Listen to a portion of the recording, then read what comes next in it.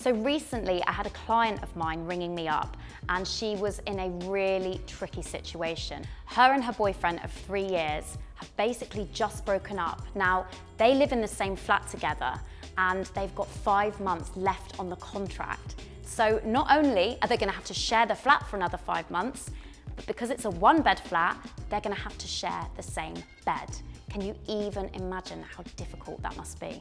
I remember helping one couple in particular whose communication had become so toxic that they could no longer hear and understand what the other was asking. All they heard were their worst fears. Let's face it, breaking up is never easy. But when you're in a situation that forces you to get on with an ex, it can be a really difficult divide to cross.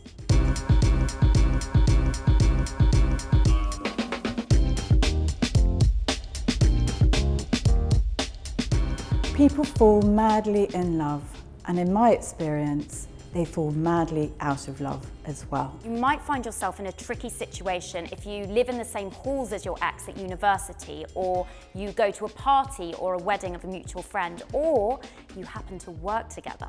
Often the people I help share children and assets, and although you may not like them at the moment, your ex is likely to be your best possible resource to help you look after your children and create the life that you want for yourself. A messy breakup means that you need to find creative ways to cross the divide.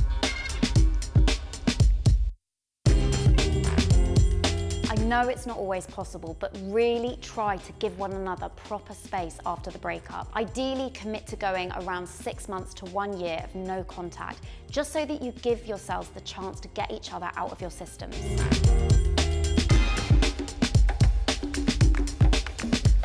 Take advice from all sources, accountants, tax advisors, benefit officers, whatever is going to help you the most. If you have an area that you're afraid of, if you're afraid of finances, get help. Don't ignore it or stick your head in the sand and hope it will go away. It won't.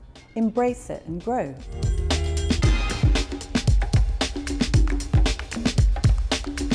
When you do see your ex in a social situation, go out of your way to take the high road, however difficult that may be.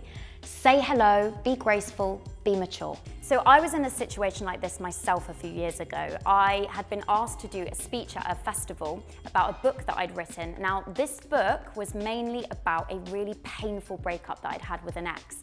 And my new boyfriend of a year had come to watch me do this talk. And as the workshop started, in walks my ex from the book with his new girlfriend. And look, this could have been such an awkward situation for my new boyfriend, but as soon as the workshop was over, he went right up to my ex, introduced himself, and they ended up really getting on. So much so that he has very recently asked my ex to be an usher at our wedding next year.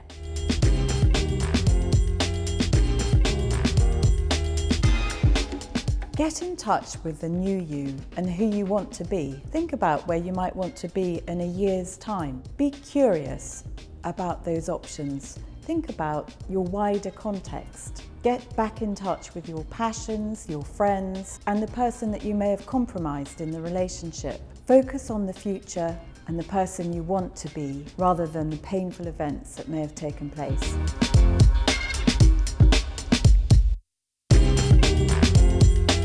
Whatever you do not put your mutual friends in an awkward position by making them choose between you and your ex or talking really negatively about your ex behind their back. Trust me, this does not put you in a good light.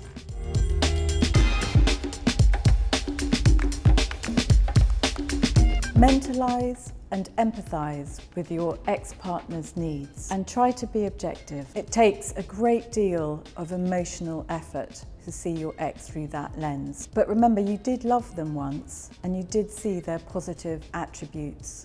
They still have them, you just can't see them right now. If you like this video, hit like and subscribe.